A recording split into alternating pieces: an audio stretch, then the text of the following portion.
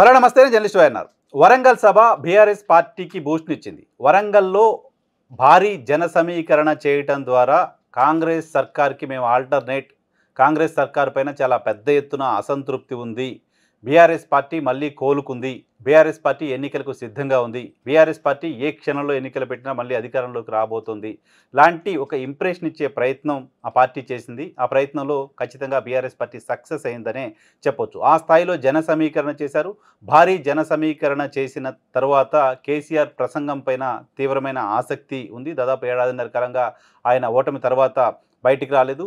Parliament ఎన్నికల సందర్భంగా వచ్చినప్పటికీ అవి ఎన్నికల ప్రచార సభలుగానే మిగిలిపోయాయి. ఆ తర్వాత కృష్ణా జలాల అంశానికి సంబంధించి ఉమ్మడి నల్గొండ జిల్లాలో సభ నిర్వహించారు. ఆ తర్వాత ఇటీవల కాలంలో కేసీఆర్ చేసిన మొదటి పొలిటికల్ స్పీచ్గా దీన్ని చూడొచ్చు. అయితే ఈ సందర్భంగా కేసీఆర్ ఏం ప్రసంగించబోతున్నారు, ఏం మాట్లాడబోతున్నారు అనే దానిపైన చాలా ఉత్కంఠ, రకరకాల చర్చలు కూడా చూసాం మీడియాలో, ప్రజల్లో. అయితే కేసీఆర్ స్పీచ్ సరిగా లేదు, కేసీఆర్ స్పీచ్ చప్పగా ఉంది అంటూ విమర్శలు చేస్తున్నారు కాంగ్రెస్ పార్టీకి సంబంధించిన పార్టీ నాయకులు కావచ్చు, మరికొంతమంది కావచ్చు. కేసీఆర్ ఉద్యమ సమయంలో స్పీచ్ లాగా ఇప్పుడు ఉండే పరిస్థితి లేదు. కేసీఆర్ ఉద్యమ సమయంలో స్పీచ్లతో పోల్చుకున్నప్పుడు న్యాచురల్గా ఇది ఆ స్థాయిలో ఆకట్టుకునే స్పీచ్గా ఉండకపోవచ్చు. కానీ కేసీఆర్ పట్ల ప్రజల్లో ఉన్న ఆదరణను చూపించడానికి ఒక వేదికగా ఈ సభ నిలిచింది.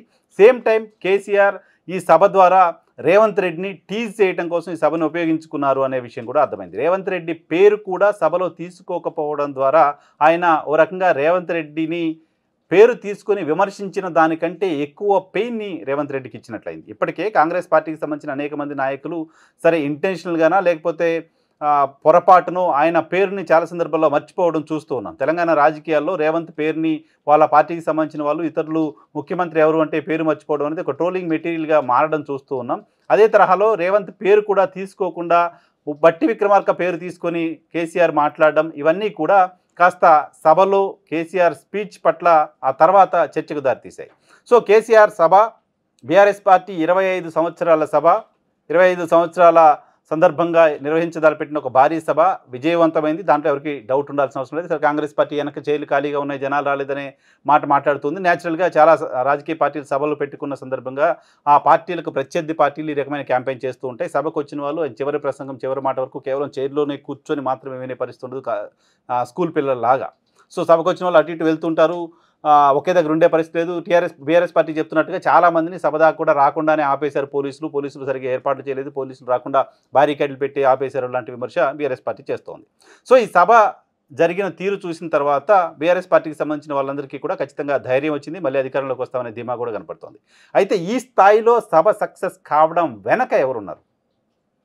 ఈ సభ సక్సెస్ వెనక బీఆర్ఎస్ పార్టీ శ్రేణుల నుంచి వినిపిస్తున్నమాట, ఈ సభ సక్సెస్ క్రెడిట్ పూర్తిగా కేటీఆర్కే చెందుతుంది అని. బీఆర్ఎస్ పార్టీకి ఇటువంటి సభలు నిర్వహించడం కొత్త కాదు. ఇటువంటి సభల్ని అనేక సందర్భాల్లో బీఆర్ఎస్ పార్టీ నిర్వహించింది. కానీ గతంలో ఎప్పుడూ లేని ప్రత్యేకత ఈ సభకి ఎందుకుంది అంటే, ఈ సభ నిర్వహణ మొత్తం బాధ్యత కేవలం కేటీఆర్ మాత్రమే తీసుకున్నారనేది ఆ పార్టీ వర్గాల నుంచి అందుతున్న సమాచారం. జరుగుతున్న యాక్టివిటీ కూడా చూస్తే మనకు అర్థమవుతుంది. ఈ సభ నిర్వహణకు సంబంధించి ఆయన కంటిన్యూస్గా మీటింగ్స్కి అటెండ్ అవ్వడం చూసాం. కొన్ని జిల్లాలకు వెళ్ళి జన సమీకరణకు సంబంధించి పార్టీ నాయకులతో మీటింగ్స్ చేయడం చూసాం. సో సభ ఏర్పాట్లు ఆయా జిల్లాలకు సంబంధించిన నాయకత్వంతో కోఆర్డినేట్ చేసుకోవడం, నియోజకవర్గ స్థాయి నాయకులతో కోఆర్డినేట్ చేసుకోవడం, జన సమీకరణకు సంబంధించిన ఏర్పాట్లు చేయడం, టోటల్ వర్కింగ్ ప్రెసిడెంట్గా కేటీఆర్ఏ మొత్తం బాధ్యతలు తీసుకొని నిర్వహించిన సభగా చూడాలి. కేటీఆర్ ముందు నుంచి పార్టీలో ఉన్నారు, ఆయన ముందు నుంచి చాలా సభల్లో పార్టిసిపేట్ చేశారు. దీనికి ఏంటి ప్రత్యేకత అంటే, ఈ 25 సంవత్సరాల బీఆర్ఎస్ ప్రస్థానంలో ఉద్యమ సమయంలో బీఆర్ఎస్ పార్టీ ఏ సభ నిర్వహించినప్పటికీ, వరంగల్లో మొదటి ఉద్యమ ప్రారంభంలో నిర్వహించిన సభ కావచ్చు, కరీంనగర్ సభ కావచ్చు, ఈ అన్ని సభల్లో కూడా కేవలం బీఆర్ఎస్ పార్టీ మాత్రమే కాదు, తెలంగాణ వాదులంతా కూడా సభకి నైతికంగా మద్దతు ఇస్తూ వచ్చేవాళ్ళు.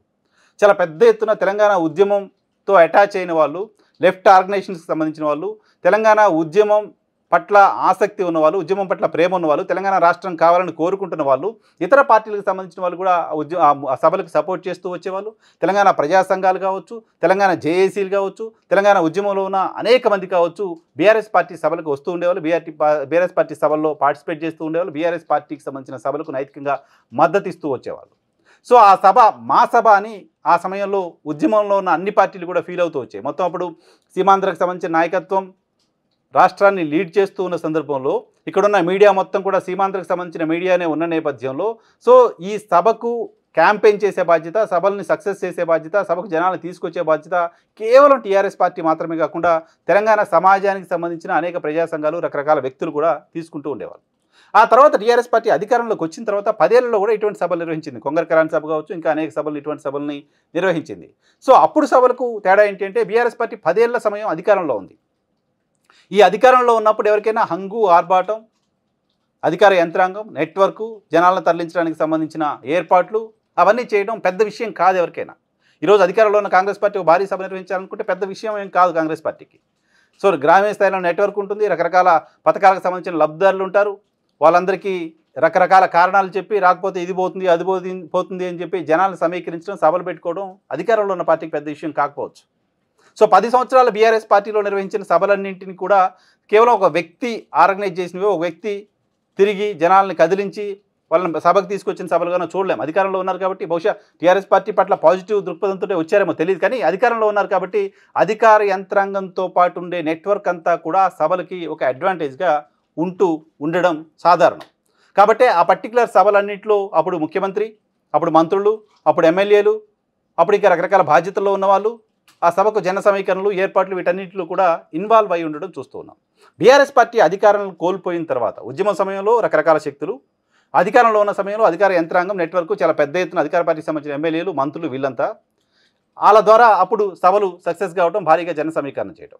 సో ఇప్పుడు అధికారం కోల్పోయిన తర్వాత జరిగిన మొదటి భారీ బహిరంగ సభ ఇది. సో 2018లో అధికారంలోకి వచ్చిన తర్వాతనే బీఆర్ఎస్ పార్టీ వర్కింగ్ ప్రెసిడెంట్గా కేటీఆర్కి అవకాశం కల్పించారు కేసీఆర్. కానీ ఆయన పూర్తి స్థాయిలో వర్కింగ్ ప్రెసిడెంట్గా పనిచేసింది మాత్రం ఈ ఏడాదిన్నర కాలంలోనే చూడాలి. ఈ ఏడాదిన్నర కాలంగా ఆయన కంటిన్యూస్గా బీఆర్ఎస్ భవన్లో ఉంటున్నారు. బీఆర్ఎస్ భవన్లో పార్టీకి సంబంధించిన యాక్టివిటీ విపరీతంగా పెరిగింది. ప్రతిరోజు 2-3 ప్రెస్ కాన్ఫరెన్స్లు, చాలా పెద్ద ఎత్తున జనాలు, కార్యకర్తలు అక్కడ రావడం, వర్కింగ్ ప్రెసిడెంట్గా కేటీఆర్ అక్కడ ఉండడం, ఇవన్నీ కూడా బీఆర్ఎస్ పార్టీ కార్యాలయంలో యాక్టివిటీని పెంచుతూ వచ్చాయి. సో గతంలో ఉద్యమ సమయంలో, అధికారంలో ఉన్న సమయంలో జరిగిన సభల కంటే భిన్నమైన సభ, అప్పుడున్న స్థాయిలో వివిధ వర్గాలు, సంఘాలు వీళ్ళంతా కూడా ఈ సభను ఓన్ చేసుకున్న పరిస్థితి లేదు. అధికారంలో ఉన్న స్థాయిలో, అధికారంలో ఉన్నప్పుడు జరిగినట్లుగా అధికార యంత్రాంగం కావచ్చు, అధికార పార్టీకి సంబంధించిన ఎమ్మెల్యేలు, మంత్రులు, ఈ నెట్వర్క్ అంతా కావచ్చు, వీళ్ళంతా కూడా కలిసి ఈ సభ కోసం పనిచేసిన పరిస్థితి లేదు. ఇలా కాకుండా కేవలం పార్టీకి సంబంధించిన యంత్రాంగం, పార్టీకి సంబంధించిన నెట్వర్క్, పార్టీ నాయకత్వం వీళ్ళు మాత్రమే పనిచేసి జనాలను గ్యాదర్ చేసిన సభ కాబట్టి మొత్తం క్రెడిట్ ఖచ్చితంగా వర్కింగ్ ప్రెసిడెంట్గా కేటీఆర్ సక్సెస్ అయ్యారని భావించడానికి సంబంధించిన అవకాశం కనిపిస్తోంది. మొత్తం పార్టీ యంత్రాంగాన్ని నడిపించడం, పార్టీ యంత్రాంగం అంతా వరంగల్ వైపు వెళ్ళేలా చూడడం, అక్కడ కేసీఆర్ సభ పైన ఒక హైప్ క్రియేట్ చేసే ప్రయత్నం చేయడం, చాలా పెద్ద కంటిన్యూస్గా మీడియా అటెన్షన్ డైవర్ట్ చేసే ప్రయత్నం చేయడం, మీడియా అటెన్షన్ గ్రాబ్ చేయడం, మీడియా అటెన్షన్ సభ వైపు వచ్చేలా చేయడం, ఇవన్నీ కూడా వర్కింగ్ ప్రెసిడెంట్గా కేటీఆర్ బాధ్యతలు తీసుకున్న తర్వాత చేసిన మొదటి సభ, మొదటి సక్సెస్ఫుల్ సభగా చూడాలి. ఆయనకు గతంలో అధికారంలో ఉన్న సమయం 2009లో ఆయన పార్టీలోకి వచ్చారు. 2009లో మొదటిసారి ఎమ్మెల్యే అయ్యారు. ఎమ్మెల్యే అయినటికి ఉద్యమంలో అందరితో పాటు నడిచారు. ఆ తర్వాత అధికారం వచ్చింది, మంత్రిగా ఉన్నారు. సో నేరుగా క్షేత్రస్థాయిలో కార్యకర్తలతో కలిసి పనిచేసే అవకాశం మొదటిసారి రావడం, దాన్ని కేటీఆర్ మొదటిసారి సద్వినియోగం చేసుకున్నారు లాంటి ఇంప్రెషన్ సభ నిర్వహణ తర్వాత మనకు కలుగుతోంది. ఈ సభ నిర్వహణ పట్ల, కేసీఆర్ స్పీచ్ పట్ల 1-2 రోజులుగా చర్చలు చూస్తున్నాం. సో ఇప్పుడు పార్టీకి సంబంధించిన వర్గాల్లో, పార్టీకి సంబంధించిన నాయకత్వంలో కేటీఆర్ ఈ సభ కోసం పడ్డ కష్టం, కేటీఆర్ ఈ సభ వెనక వ్యవహరించిన తీరు, ఇవన్నీ కూడా ఆయన నాయకత్వం పట్ల, కేటీఆర్ పట్ల కొంత సానుకూల భావాన్ని పెంచుతున్న వాతావరణం కనపడుతుంది. నిజానికి ఈ సభ కంటే 1-2 రోజుల ముందు హైదరాబాద్లో ఓ జాతీయ కాంక్లేవ్ని నిర్వహించింది కాంగ్రెస్ పార్టీ ఆధ్వర్యంలో ఇక్కడ ప్రభుత్వం. ఆ కాంక్లేవ్కు రాహుల్ గాంధీ వచ్చారు. రాహుల్ గాంధీ వచ్చి ఇక్కడ కాంక్లేవ్లో ప్రసంగించి వెళ్ళారు. కాంగ్రెస్ పార్టీ అధికారంలో ఉన్న రాష్ట్రంలో కాంగ్రెస్ పార్టీ అగ్రనాయకుడు వచ్చి ఇక్కడ ప్రభుత్వం ఆధ్వర్యంలో నిర్వహిస్తున్న ఒక భారీ కాంక్లేవ్లో ప్రసంగించి వెళ్తే కూడా దానికి సంబంధించిన అటెన్షన్ తెలంగాణ సమాజంలో కనపడలా, దానికి సంబంధించిన చర్చ తెలంగాణ సమాజంలో లేదు. కానీ బీఆర్ఎస్ పార్టీ బీఆర్ఎస్ పార్టీకి సంబంధించిన మీటింగ్లో ఆయన ఏం మాట్లాడతారు, సభ, జన సమీకరణ వీటికి సంబంధించిన చర్చ ఎక్కువగా ఉంది. అంటే సో ప్రజలందరి అటెన్షను అధికార పార్టీకి సంబంధించిన యాక్టివిటీ పై కంటే సభ పైన పెట్టేలా చేయటంలో బీఆర్ఎస్ పార్టీ నాయకత్వం సక్సెస్ అయింది అని అనిపించింది.